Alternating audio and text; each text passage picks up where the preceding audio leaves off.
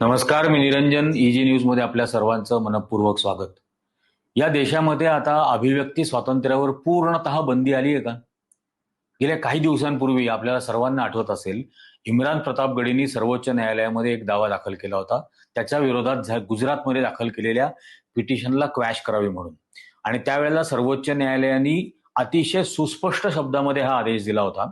देशभरातल्या सर्व पोलीस व्यवस्थांना आणि देशभरातल्या सर्व कनिष्ठ न्याय व्यवस्थेला की कोणत्याही नागरिकाचं अभिव्यक्ती स्वातंत्र्य अबाधित ठेवणं हे तुमचं सर्वात मोठं कर्तव्य आहे.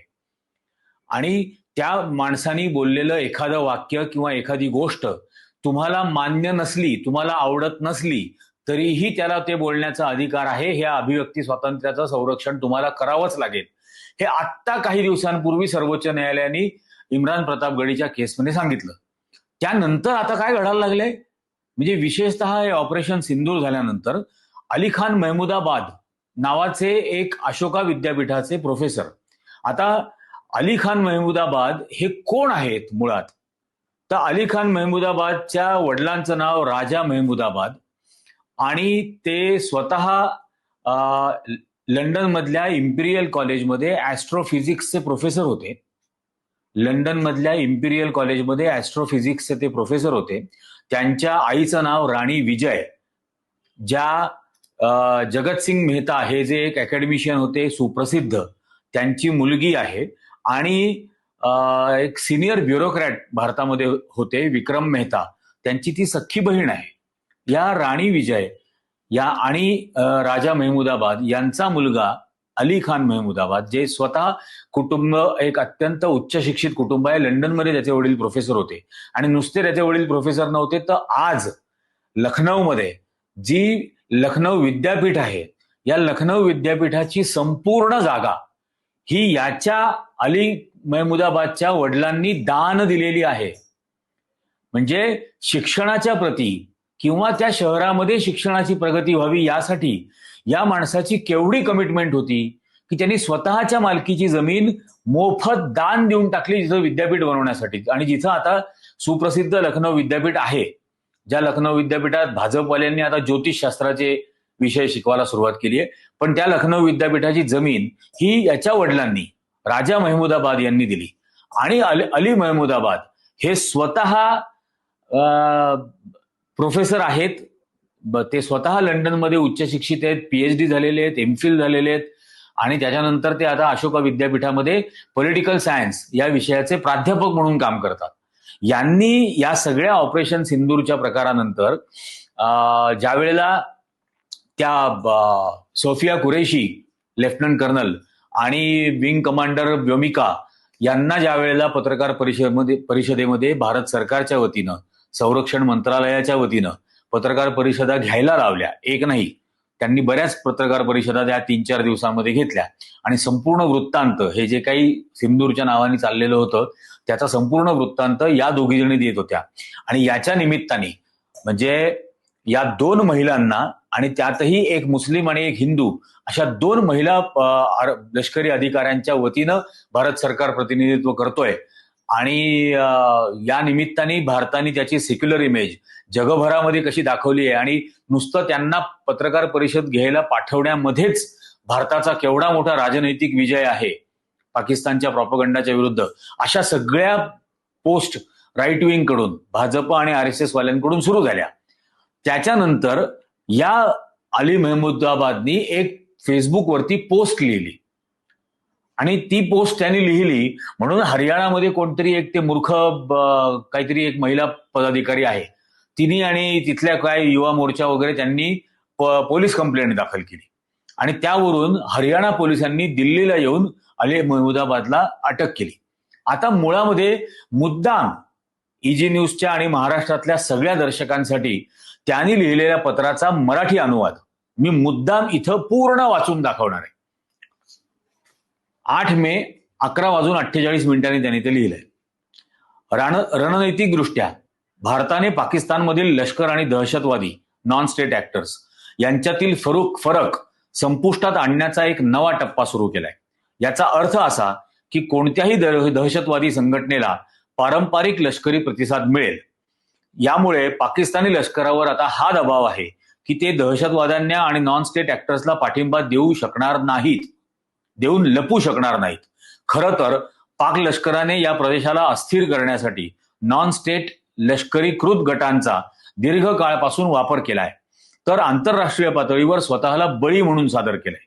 त्यांनी याच गटांना, ज्यापैकी काहींना अलीकडे हल्ल्यात लक्ष्य केले गेले, पाकिस्तानमध्ये सांप्रदायिक तणाव वाढवण्यासाठीही वापरले आहे. ऑपरेशन सिंदूर हे भारत पाकिस्तान संबंधांवरील सर्व पारंपरिक कल्पनांना पुनर्स्थित करते. आता दहशतवादी हल्ल्यांना लष्करी प्रतिसाद देण्यात येईल आणि लष्कर आणि दहशतवादी यांच्यात शब्दशः कोणताही फरक केला जाणार नाही, कोणताही फरक रद्द केला जाईल. तरीही भारतीय सैन्याने लष्करी आणि किंवा नागरी सुविधा किंवा पायाभूत संरचनेवरती हल्ला न करण्याची काळजी घेतली आहे, जेणेकरून अनावश्यक तणाव वाढू नये. संदेश स्पष्ट आहे, तुम्ही तुमच्या दहशतवाद्यांना नियंत्रित केले नाही तर आम्ही करू. दोन्ही बाजूंच्या नागरी जीविताचे नुकसान ही एक शोकांतिका आहे आणि यामुळेच युद्ध टाळण्याची गरज आहे. काही लोक मुद्दाम युद्धाचे पुरस्कर्ते बनलेत, पण त्यांनी युद्ध कधीच पाहिलेलं नाही, संघर्ष क्षेत्रात जगले किंवा भेट दिलेली नाही. नकली नागरी संरक्षण सरावात भाग घेणे म्हणजे तुम्ही सैनिक बनत नाही आणि संघर्षामुळे होणाऱ्या दुःखाची प्रचंडता तुम्हाला कधीच समजणार नाही. युद्ध हे क्रूर आहे. गरीब लोक असमानतेने प्रभावित होतात आणि फक्त राजकारणी आणि संरक्षण कंपन्यांना याचा फायदा होतो. मानवी इतिहास सांगतो की राजकीय संघर्ष कधीही लष्करी मार्गाने सुटले नाहीत. तरीही राजकारण हे हिंसेच्या मुळावर रोवलं गेलेलं आहे, म्हणून युद्ध अपरिहार्य वाटतं. शेवटी कर्नल सोफिया कुरेशी यांचं कौतुक करणाऱ्या उजव्या विचारसरणीच्या टिप्पणीकारांना आनंद होत असेल, पण त्यांनी तितक्याच जोरकसपणाने मागणी केली पाहिजे की गोंधळीत मुस्लिमांची लिंचिंग, अनियंत्रित बुलडोझरचा वापर आणि भाजपच्या द्वेष भाषणाचे बळी ठरलेल्या नागरिकांनाही संरक्षण दिले जावे. 2 महिला सैनिकांनी त्यांचे निष्कर्ष सादर केले, ही एक महत्वाची छवी आहे, पण ही छवी जमिनीवर वास्तवात उतरायला हवी, नाहीतर तो फक्त दांभिकपणा ठरेल. एका मुस्लिम नेत्याने पाकिस्तान मुर्दाबाद म्हटल्यानंतर पाकिस्तानांनी त्याला ट्रोल केले. तेव्हा भारतीय उजव्या टिप्पणीकारांनी म्हटले की तो आमचा मुल्ला आहे. हे मजेदार आहे, पण हे भारतीय राजकारणात सांप्रदायिकतेची मुळे किती खोलवर पोहोचली आहे हेच दाखवते. माझ्यासाठी हे पत्रकार परिषद हा एक क्षणिक दर्शन होतं, एक भ्रम किंवा संकेत की भारताने पाकिस्तानच्या निर्मितीला तर्काला धिक्कार दिलेला आहे. मी म्हटल्याप्रमाणे सामान्य मुस्लिम समुदायाला भेटत असलेली मूलभूत वास्तविकता आणि सरकार दाखवू पाहत असलेली विविधतेतील एकता या छवीमध्ये फरक आहे. तरीही ही पत्रकार परिषद सांगते की विविधतेत एकत्रित असलेल्या भारताची कल्पना अजिबात मृत झालेली नाही. आता अली मोहम्मद खान यांनी हे जे पत्र लिहिलं, या पत्रामध्ये हरकत घ्यावी असं काय आहे? म्हणजे सोफिया कुरेशी आणि व्योमिका यांना पत्रकार परिषदेमध्ये, या 2 लष्करी महिला अधिकाऱ्यांना पत्रकार परिषदेवर पाठवल्यानंतर भाजप आणि संघाचीच लोक हे बोलत होती ना की भारताची सेक्युलर इमेज जगासमोर कशी दाखवली बघा आणि पाकिस्तानला मुंहतोड जबाब दिला वगैरे वगैरे, अशा एका पत्रकार परिषदेच्या सिम्बॉलिझम मधून पाकिस्तानला उत्तर दिलं गेलंय. मग हेच तर हा पण म्हणतोय की हे जे सिम्बॉलिझम आहे हे सिम्बॉलिझमच राहता कामा नये. ही जी भारताची धर्मनिरपेक्ष प्रतिमा तुम्ही त्या पत्रकार परिषदांमधून दाखवण्याचा प्रयत्न केला जगाला, ती प्रत्यक्षात जमिनीवर सुद्धा राबवा. मग ती जमिनीवर राबवताना लिंचिंगच्या घटना ज्या होतात, बुलडोझरचा जो मुस्लिम घरांवरती बेछूट वापर केला जातो, त्यावेळेला कुठे जाते? त्याही वेळेला ही धर्मनिरपेक्षता आठवा, हेच याचं म्हणणं आहे आणि याच्यात काहीही गैर नाही. म्हणून त्याचा मुद्दाम मराठीतला अनुवाद मी इथं मुद्दाम पूर्णपणे वाचून दाखवला. हे वास्तव आहे आणि हे स्वीकारायला तुम्ही तयार होत नाही. लगेच त्याला अटक करायला निघाल. एका बाजूला तुम्ही त्या अत्यंत द्वेषपूर्ण ट्विट करणाऱ्या, काय ते छटमूल वगैरे काय तो शब्द वापरतो तो निशिकांत दुबे, त्या निशिकांत दुबेला तुम्ही सौदी अरेबियाला पाठवणार. ज्यांनी मुस्लिम समाजाच्या विरोधामध्ये अत्यंत गलिच्छ भाषेमध्ये आतापर्यंत ट्विट केल्या.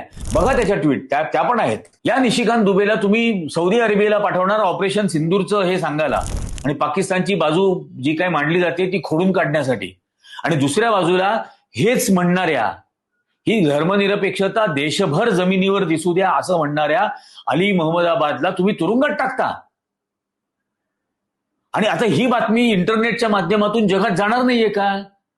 उद्या याच निशिकांत दुबेला किंवा इतर भाजपच्या नेत्यांना किंवा अगदी शशी थरूर पासून सुप्रिया सुळेपर्यंत सगळ्यांना ते जात असलेल्या देशांमध्ये जर का हेच उदाहरण दाखवून प्रश्न विचारला, अली महमुदाबादचं उदाहरण सांगूनच त्या देशांनी जर प्रश्न विचारला तर थोबाडात मारल्यासारखी अवस्था होईल त्यांची. काहीतरी तर आकला ठेवा ना, बिंडोक लो आयक्यू बुलडोजर. आणि पोलिसांना अक्कल नाही का एवढी? सर्वोच्च न्यायालयाने इतकं खणखणीत शब्दात सुनावल्यानंतर सुद्धा अजून हा नादानपणा चालूच आहे. फक्त कोणतरी भाजपवाला तक्रार करतो म्हणून तुम्ही लगेच त्याला अटक करायला निघालात. दुसरी एक बातमी आहे आणि ती पण मुद्दाम सांगणं इथं महत्वाचं आहे. आपल्याला सर्वांना माहिती असेल, सर्वांनी तो राष्ट्रीय पुरस्कार प्राप्त झालेला मराठी चित्रपट पाहिला असेल, कोर्ट नावाचा. कोर्ट या नावाचा एक राष्ट्रीय पुरस्कार मिळालेला चित्रपट अनेकांनी टीव्हीवर बघितला असेल. त्याच्यामध्ये जी मुख्य भूमिका निभावणारा कलाकार होता आणि ते सामाजिक कार्यकर्ते सुद्धा होते, अतिशय आदरणीय होते. त्यांचं नाव वीरा साथीदार. या वीरा साथीदारांचा कोविडमध्ये 2021 साली मृत्यू झाला. कोविडमुळे झाला.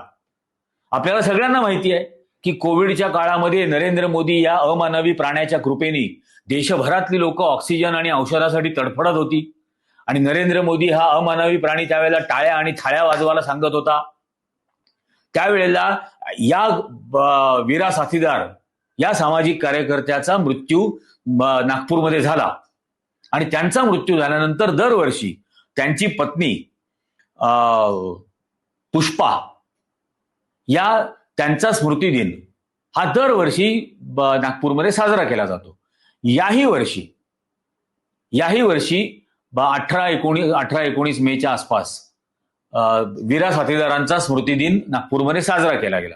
तो स्मृतिदिन तिथं मनवल्यानंतर त्या कार्यक्रमामध्ये आलेल्या विदर्भ साहित्य संघ, नागपूरच्या विदर्भ साहित्य संघाच्या कार्यालयामध्ये त्यांच्या हॉलमध्ये हा कार्यक्रम संपन्न झाला स्मृतिदिनाचा.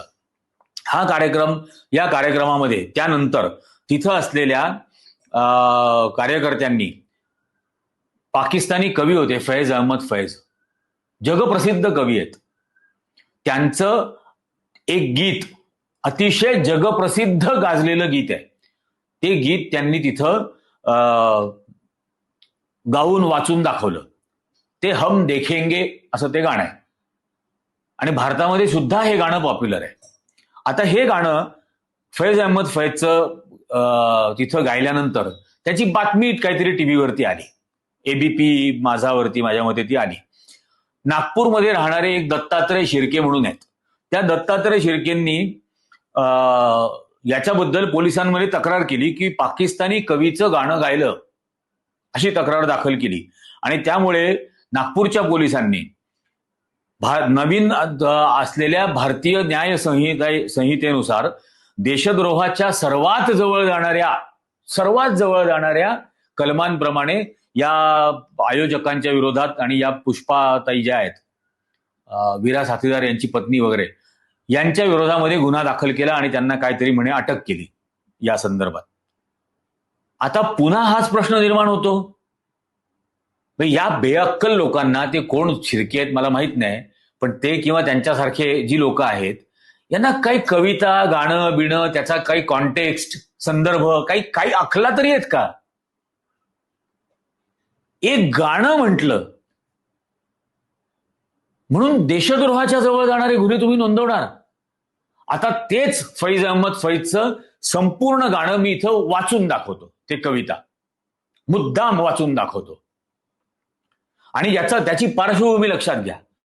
पाकिस्तानमध्ये ज्या वेळेला जनरल झिया यांनी महिलांना साडी घालण्यासाठी बंदी आणली आणि साडी घालणं हे हिंदू धर्म आणि हिंदू संस्कृतीचं प्रतीक आहे. त्यामुळे पाकिस्तानमधल्या मुस्लिम महिलांनी साडी घालायची नाही असा आदेश काढला आणि त्यांनी शरियाप्रमाणे तिथं शिक्षा राबवल्या होत्या की रस्त्यावरती खांबाला बांधून भर चौकामध्ये चापकाचे फटके मारले जायचे जर का जनरल झियांच्या कायद्याचं कोणी उल्लंघन केलं तर. आणि त्यावेळेला पाकिस्तानमध्ये जो सुप्रसिद्ध क्रिकेटचं स्टेडियम आहे गद्दाफी स्टेडियम, त्या गद्दाफी स्टेडियम मध्ये गाण्याचा कार्यक्रम होता. 50,000 लोक त्या स्टेडियम मध्ये जमली होती त्या गाण्याच्या कार्यक्रमाला ऐकायला. आणि तिथं या इक्बाल बानो या ज्या पाकिस्तानच्या अफलातून गायिका होत्या. आता याच्याबद्दल कोणी काय बोललं की निरंजन टकलेंनी फार पाकिस्तानी गाण्याचं आणि त्या कवितेचं कौतुक केलं वगैरे, तर करू द्या, काय गुन्हा दाखल करायचा करा, नाही परवा, अशा टिनपाट गोष्टींना नाही घाबरत. तर त्यांनी त्या इक्बाल बानो या त्या गद्दाफी स्टेडियम मधल्या 50,000 जमलेल्या श्रोत्यांच्या समोर साडी घालून आल्या. जनरल झियाच्या हुकुमाचा आणि आदेशाचं उल्लंघन करून त्या स्टेजवरती आल्या. त्या स्टेजवर आल्या आणि त्यानंतर त्यांनी ही कविता त्यांच्या अत्यंत अप्रतिम आवाजामध्ये ही त्या ठिकाणी गाऊन दाखवली. आणि ते गात असताना काही ठिकाणी मुद्दाम हे युट्यूबवर गाणं आहे, तुम्ही सर्वांनी ऐका, घरोघर गाडी गाडीत आहे, माझ्या गाडीत मी नेहमी लावतो हे गाणं आणि काटा येतो अंगावर ते गाणं लावतो त्यावेळेला. मी ज्या ज्या वेळेला गाडीने प्रवास करतो त्या वेळेला त्या संपूर्ण प्रवासात किमान 4 तासाचा प्रवास असेल तर 4 वेळा तरी मी ते गाणं ऐकतो कमीत कमी आणि म्हणतो सुद्धा एकीकडे. ते गाणं आहे हम देखेंगे, लाजिम है कि हम भी देखेंगे, वो दिन की जिसका वादा है जो लौहे अजल में लिखा है, जब जुल्मो सितम के कोहे गिरा रूई की तरह उड़ जाएंगे, हम महकूमों के पांव तले जब धरती धड़ धड़ धड़केगी और अहले हकम के सर ऊपर जब बिजली कड़कड़ कड़केगी, जब अर्जे खुदा के काबे से सब बुत उठवाए जाएंगे, हम अहले सफा मरदूदे हरम मनसत पे बिठाए जाएंगे, सब ताज उछाले जाएंगे, सब तख्त गिराए जाएंगे, बस नाम रहेगा अल्लाह का जो गायब भी है हाजिर भी, जो मंजर भी है नाजिर भी, उठेगा अनहल का नारा जो मैं भी हूं जो तुम भी हो, और राज करेगी खलके खुदा जो मैं भी हूं और तुम भी हो, हम देखेंगे, लाजिम है कि हम भी देखेंगे. आणि याच्यामध्ये ज्या वेळेला ते वाक्य येतं सब ताज उछाले जाएंगे सब तख्त गिराए जाएंगे, त्यावेळेला त्या स्टेडियम मधले 50,000 लोक उभे राहून टाळ्यांचा कडकडाट कित्येक मिनिट करत होते.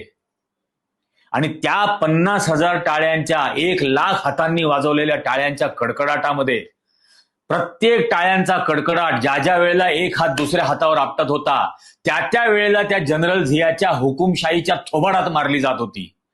आणि माहिती नाही त्या सगळ्या गाणं गात असताना त्या हुकुमशहाच्या विरोधात किती वेळेला मुस्कटात मारल्या गेल्या सामान्य नागरिकांकडून. आणि असं नागरिकांना देशभक्तीची आणि हुकुमशाहीच्या विरोधात लढण्याची प्रेरणा देणाऱ्या एक कवितेचं वाचन केलं एखाद्या स्मृती कार्यक्रमामध्ये, तर यांच्या बुडाला ढुकणाला एवढी आग लागली आणि पोलीस सुद्धा खुशाल त्याच्यावर गुन्हा नोंदवून घेतात. आता कुठे गेला सर्वोच्च न्यायालयाचा तो आदेश जो अभिव्यक्ती स्वातंत्र्याचं वाटेल त्या किमतीने संरक्षण करा म्हणतो? कुठे गेला तो गेल्या काही दिवसांपूर्वी दिलेला आदेश? त्याचं जातं कुठे महत्व आता?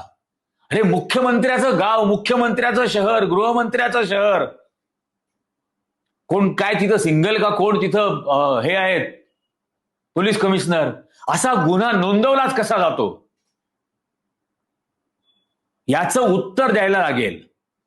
आता महाराष्ट्राची विधानसभा असती तर विरोधी पक्षाच्या सर्व आमदारांच्या मी डोकं फोडून त्यांच्या समोर बसलो असतो आणि सांगितलं असतं की विचारा याचा जाब.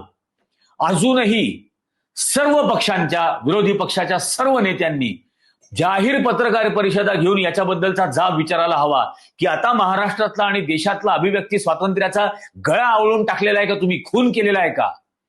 का त्याला सुळावर चढवलंय का फाशी देऊन टाकलेली आहे या अभिव्यक्ती स्वातंत्र्याला? निदान जाहीर तरी करून टाका एकदा हिंमत असेल तर. आम्ही रोज रोज आमच्या अभिव्यक्ती स्वातंत्र्याचा वापर करू, रोज करू. ही कुठली पद्धत आहे? कोणीतरी एक पत्र लिहितो आणि असं म्हणतो की हे धर्मनिरपेक्षता जी पत्रकार परिषदांमधून दाखवता आणि सांगता ती प्रत्यक्ष जमिनीवर आणा, असं एक म्हणणाऱ्या माणसाला तुम्ही गुन्हेगार ठरवता. लाजच वाटायला पाहिजे. धर्मनिरपेक्षता तुमच्या संविधानात सांगितली ना, मग ती संविधानातली धर्मनिरपेक्षता जमिनीवर दिसू द्या इतकं म्हणणाऱ्या माणसाला तुम्ही गुन्हेगार ठरवता. आणि हे गाणं हिंदू संस्कृतीची साडी घालण्यावरती बंधन आणणाऱ्या जनरल झियाला मुस्कटात मारणारं गाणं, म्हणजे हे जे दत्तात्रय शिर्के आणि तत्सम मंडळी आहेत किंवा हे जे सगळे पोलीस आहेत नागपूरचे, हे जनरल झियाचे समर्थक आहेत का? का त्यांना इतकं लागलं हे गाणं तर जनरल झियाच्या विरोधातलं होतं, यांना का बोचलं? याचा अर्थ हे जनरल झियाच्या बाजूने आहेत हे सगळी माणसं. त्या पोलिसांच्या सर्व अधिकाऱ्यांपासून ते त्या शिर्केंपर्यंत सगळे जनरल झियाच्या बाजूचे आहेत. हे ऑपरेशन सिंदूर सिंदूर सिंदूर करताना आता बोला. त्या पुष्पाताई साथी ज्या आहेत त्यांच्या दिवंगत सिंदूरच्या स्मृती कार्यक्रमामध्ये हा कार्यक्रम झाला होता ना, मग त्यांच्या सिंदूरचं काय महत्व? अरे कुठं नेऊन ठेवतायत तुम्ही देशाला? आणि याच्या विरोधामध्ये जर असं कोणाला वाटत असेल की कोणी आवाज उठवणार नाही, 100% आवाज उठवू, 100% आवाज उठवू आणि 1,00,000 लोकांना आवाज उठवायला सांगू आणि बघू किती जुलूम कराल. त्याला सुद्धा सामोरं जायची तयारी आहे. हे असल्या फालतूपणा शासनाने बंद करावे ताबडतोब. याच्यानी लोकांमध्ये फक्त संताप आणि असंतोष जन्माला घालताय तुम्ही. डोकं ठिकाणावर आहे का सरकारचं, फडणवीसचं, गृहमंत्र्याचं, त्या तिथल्या पोलीस कमिशनरचं, सगळ्यांचं डोकं ठिकाणावर नाहीये का? असं विचारायची वेळ आणलेली आहे ही. याचा कृपा करून सर्वांनी विचार करणं अत्यंत गरजेचं आहे. एखादी साधी कविता म्हणणं, एखादं साधं गाणं गुणगुणणं, याला आता देशद्रोहाचे गुन्हे समजले जाणार? याचा गंभीरपणाने विचार करण्याची गरज आहे. गंभीरपणाने. 2 धर्मांमध्ये द्वेष पसरवणारा निशिकांत दुबे किंवा त्या सोफिया कुरेशी यांच्याबद्दल तो कोण, भाजपचा विजय शर्मा का कोण, तो आतंकवाद्यांची बहीण म्हणतो तिला, आणि त्याला अटक होत नाही, त्याच्यावर कारवाई होत नाही. आतंकवाद्याची बहीण भारताच्या लष्करी अधिकारी असणाऱ्या सोफिया कुरेशी, लेफ्टनंट कर्नल पदावरच्या, त्यांचा पती सुद्धा भारताच्या लष्करात आहे. नवरा बायको दोघं भारतीय सैन्यामध्ये भारताची सेवा करतायत आणि त्यांना आतंकवाद्याची बहीण म्हणणाऱ्या भाजपचा पदाधिकारी निर्लज्ज बेछूट मोकळा फिरतोय. आणि ही पत्रकार परिषदेमधून दाखवणारी धर्मनिरपेक्षता जमिनीवर दाखवा असं म्हणणारा गुन्हेगार ठरतो, देशद्रोहाचा गुन्हेगार ठरतो. याचा गंभीरपणाने विचार करा. आणि ही महाराष्ट्राची परंपरा नाही. ज्या ज्या वेळेला असा जुल्म झालेला आहे, ज्या ज्या वेळेला असा अत्याचार झालेला आहे, त्या त्या वेळेला या महाराष्ट्राचा सह्याद्रीच उभा राहिला आहे, छातीचा कोट करून उभा राहिलेला आहे या प्रत्येक गोष्टीच्या विरोधात. ही जी आपली छत्रपती शिवाजी महाराजांपासूनचं आपल्यावरचं कर्ज आहे ते तसंच फेडायचं, असंच याच्या विरोधामध्ये उभं राहायचं. निदान महाराष्ट्र याच्या विरोधात उभा राहणार आहे का? तुम्ही राहणार आहात का या गोष्टीला प्रतिकार करायला तयार? काय तुम्हाला वाटतं? इथं खाली कॉमेंट करून मला नक्की सांगा. हा व्हिडिओ जास्तीत जास्त लोकांना पोहोचवा, जास्तीत जास्त जणांना लाईक करायला सांगा आणि जास्तीत जास्त जणांना हे चॅनलही सबस्क्राईब करायला सांगा. जोपर्यंत हे तुमचं पाठिंबा आणि समर्थन असेल तोपर्यंत आम्ही सत्य सांगत राहू आणि या सगळ्या नादान सैतानांना शर्मिंदा करत राहू. आजच्या भागामध्ये इतकंच. धन्यवाद.